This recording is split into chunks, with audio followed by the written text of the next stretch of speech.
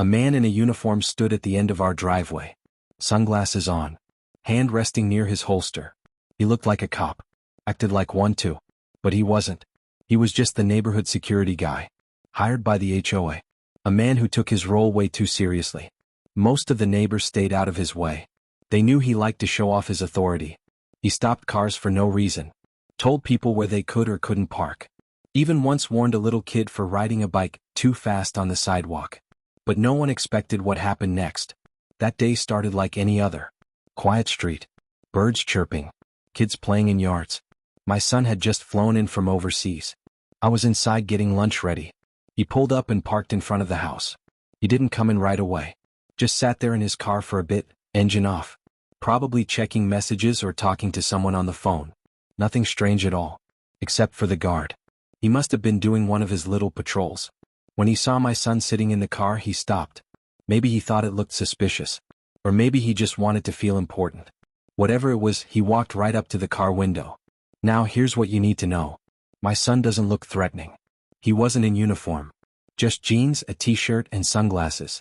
But he's not just any regular guy. He's special forces. Highly trained. Calm under pressure. And always prepared. But the guard didn't know that. He knocked on the window. My son rolled it down, greeted him politely. I watched from the window, not thinking much of it. Just a routine check maybe. But then things started to feel off. The guard started pointing. Talking louder. Getting agitated. My son barely moved. Just listened. Said a few words. Then the guard stepped back, hand on his waist. And that's when it happened. In one fast move, the guard pulled a handgun and aimed it at my son through the window. I froze. Everything felt like it stopped. My heart raced. I couldn't believe what I was seeing. My son, calm as ever, didn't flinch. He looked straight at the man, slow and steady. Like he'd been through this before. He had. What the guard didn't know was that my son wasn't just any visitor. He wasn't just someone sitting in a car. He was trained for situations far more dangerous than this. And he wasn't alone. He was fully armed. But unlike the man pointing the gun, my son knew exactly what he was doing. We moved into this neighborhood thinking it would be peaceful. Quiet streets, nice houses, friendly neighbors. It was the kind of place where you wave at people during evening walks and leave your front door unlocked during the day. At least that's how it felt at first. Then came the HOA. And with the HOA came their hired security guy. He wasn't a police officer, but he wore a uniform that tried really hard to look like one. Dark blue shirt, fake badge, utility belt, even a radio strapped to his shoulder. It was all for show. But the way he acted, you'd think he was running his own little police department. We didn't have issues with him at first. He mostly kept to himself, driving around in his little golf cart, waving at people, giving the occasional warning about trash cans being left out too long. Nothing serious. But over time his attitude changed. He became more aggressive. He'd stop people for walking dogs in restricted areas, even if there were no signs. He once made a teenager pour out a soda because he thought it could be alcohol. His favorite thing though was parking. If a car was parked slightly offline or left on the street too long, he was there, clipboard in hand, ready to confront someone. People started complaining but nothing happened. The HOA backed him up. They said he was doing his job, keeping the neighborhood safe. Safe from what? Nobody really knew. But he had their support and that made him feel powerful. He didn't carry a real badge but he did carry something else, a firearm. We never understood why he was allowed to carry one. It wasn't standard. He wasn't law enforcement. But the HOA approved it for safety. That made a lot of us nervous, especially the families with kids. But again, complaints didn't go anywhere. Most people chose to avoid him. Keep their heads down. Let him feel important. That's what he wanted. A little control. A little fear. Then my son came to visit. He hadn't been home in months. He was overseas for a long deployment, a place I'm not even allowed to name. When he arrived, he didn't wear his uniform. He doesn't like attention. He doesn't tell war stories. He just wanted a break, a quiet place to rest. To the outside world he looked like any other young man. Fit, calm, quiet. But behind that easy smile was years of elite training. Combat missions. Survival situations. Split-second decisions that meant life or death. And now here he was, sitting in his car, minding his own business, when that same security guard spotted him. He didn't recognize my son. Didn't know who he was or what he'd been through. To him, it was just another person to control. Another chance to throw his weight around. Another moment to prove something. Only this time he picked the wrong target. My son didn't grow up wanting to be a soldier. He was quiet as a kid, thoughtful. The kind who noticed everything but said very little. While other kids played loud games, he was the one watching, thinking, always a few steps ahead. That part of him never changed. After high school he surprised us all. He didn't tell many people, just signed up and left. Said he wanted to serve. Said he wanted to challenge himself. We had no idea just how far he'd go. He didn't join the regular army. He trained for special forces. The kind of work most people never hear about. Missions no one talks about. Skills that only a few can master. Years of intense training shaped him into something most people would never expect just by looking at him. He learned to stay calm under pressure. To read a situation in seconds. To respond without panic. To move, think, and act with precision. He never bragged about it. Never brought it up unless someone asked. That's just who he is. So when he came home that week, he didn't come back as a soldier. He came back as a son. Someone looking to enjoy a few quiet days with family. He didn't expect trouble. He didn't want it. But trouble has a way of finding people who are prepared for it. He parked outside our house like anyone else would. His car was clean, nothing suspicious. He leaned back, checking his phone, replying to a few messages. Probably something routine. Nothing about him suggested danger. Nothing at all. That's why the guard didn't hesitate. From his point of view, it was just a car sitting too long in one spot. A man sitting inside looking out of place. That's all it took. That tiny flicker of judgment. That instant decision to escalate instead of ask. My son noticed him approaching, of course. He sees everything. He watched the man's posture. The way he held himself. The way his hand stayed too close to his hip. He knew right away this wasn't a friendly chat. Still, he rolled down the window and spoke calmly. Said he was visiting family. Gave the address. Told the truth. But the guard didn't listen. He had already made up his mind. To him this was a threat. Something to control. He raised his voice. Demanded ID. My son asked what the issue was. Kept his hands visible. Stayed respectful. And then, without warning, the guard reached down, pulled out his weapon, and aimed it straight at my son's chest. It was a mistake that could have ended everything. But my son didn't panic. He didn't flinch. His training took over instantly. He studied the man's grip. His stance. The angle of the barrel. He knew exactly what was happening, and more importantly, exactly what could happen next. Inside the house, I had no idea how serious things had gotten. I was in the kitchen making sandwiches, expecting my son to walk through the door any minute. From the window, I saw the guard standing by his car, but I couldn't hear anything.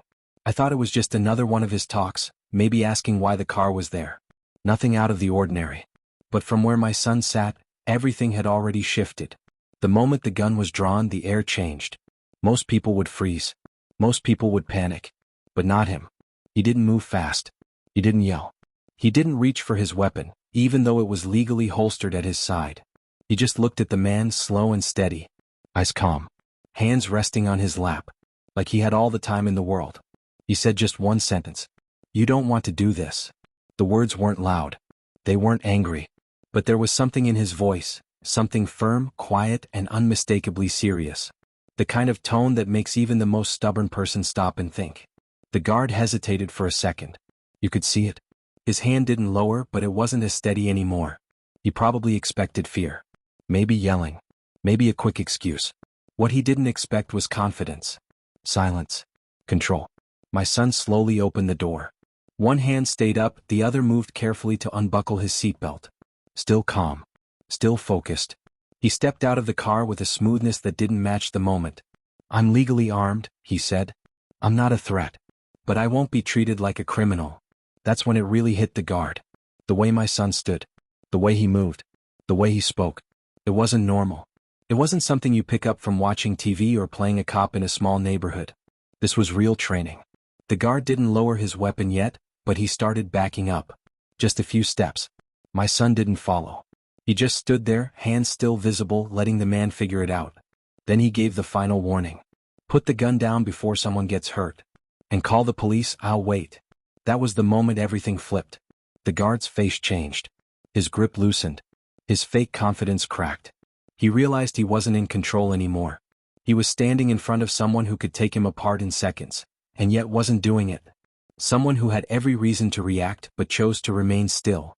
Back inside, I finally noticed something wasn't right. I stepped out, saw the stance, the drawn weapon, the tension in the air. And for the first time in a long while, I saw my son, not just as my child, but as the soldier he had become. It didn't take long for the police to arrive. Maybe 7-8 minutes. But in moments like that, even seconds stretch forever. The guard stood frozen near his golf cart, still holding the gun though now pointed low. My son stayed in place, his phone still in hand, his other hand open and relaxed at his side. When the first cruiser rolled in, lights flashing but no siren, I felt a strange mix of fear and relief. I wanted it to be over, but I didn't know how it would go. Would they believe my son? Would they listen? Or would this whole thing spin even further out of control? 2 officers stepped out. Calm, serious, hands near their belts but not drawn. They took in the scene quickly. My son raised his hand just slightly and spoke clearly. "I'm the one who called. That man pulled a firearm on me without cause." The officers looked at the guard, then back at my son. One of them approached the guard slowly and asked him to lower his weapon. It took a few tense seconds, but eventually the guard obeyed. He fumbled with the holster as he clipped the gun back in, his hands shaking now in full view. Then came the questions. Fast, sharp, direct. "Who are you? Why were you sitting in the car? Did he ask you to leave? Did he threaten you first?" My son answered every one without emotion, just facts. He explained his background only when asked. Said he was home on military leave. Said he was armed, legally, with a concealed carry permit. Said he had no intention of using it and never even reached for it. The shift in the officers was immediate. One of them recognized his name. The other seemed to pick up on the way he spoke, the way he carried himself. They asked the guard to step aside. Then they asked for his credentials. That's when things got awkward. He didn't have much. Just a generic HOA ID badge. No law enforcement certification. No proper training papers. Just the uniform and a sidearm he likely shouldn't have been carrying in the first place. As they questioned him, you could see the confidence drain from his face. He kept trying to explain, saying he thought the car was suspicious, saying he didn't know who my son was. But his words started sounding weak even to himself.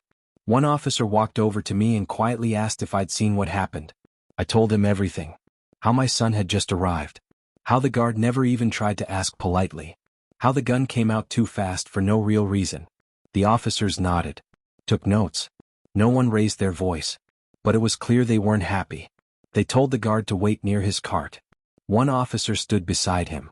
The other turned back to my son and said, "You handled that better than most people would have. A lot better." The neighbors started to notice the flashing lights.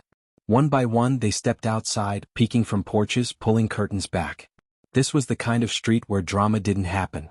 Maybe a lost dog or a loud barbecue once in a while. But police cars and drawn weapons? That was new. People gathered slowly, whispering, pointing. Some of them recognized my son. Others were confused. The story started to spread before anyone even asked for it. I could hear little pieces of it float through the air. Someone had a gun. He's military. Was it a break-in?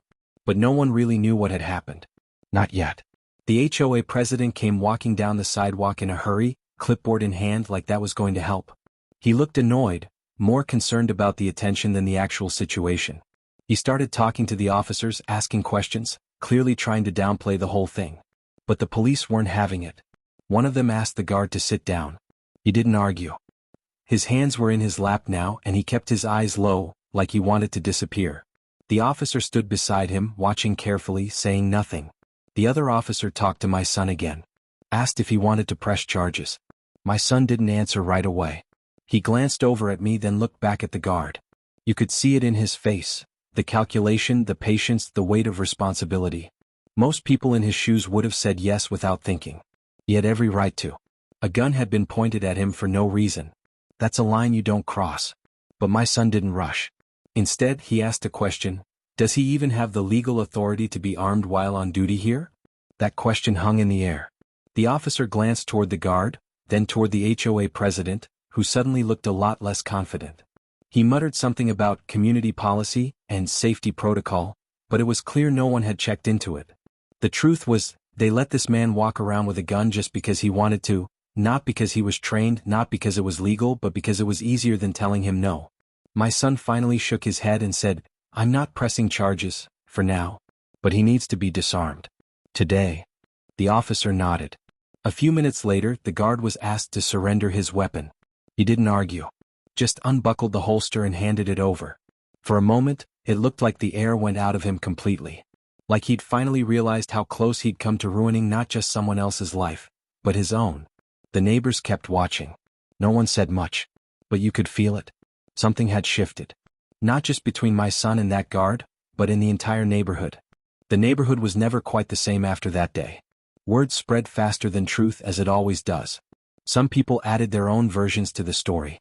Others stayed quiet, afraid to pick a side. But the facts didn't change. A weapon was drawn on someone who had done. The guard didn't come back after that day. Not once. His little golf cart sat parked near the HOA office for a while, untouched. Then one day it vanished. No announcement. No explanation. Just gone. Some people said he resigned. Others whispered he'd been fired quietly to avoid embarrassment. The HOA never sent out an official message.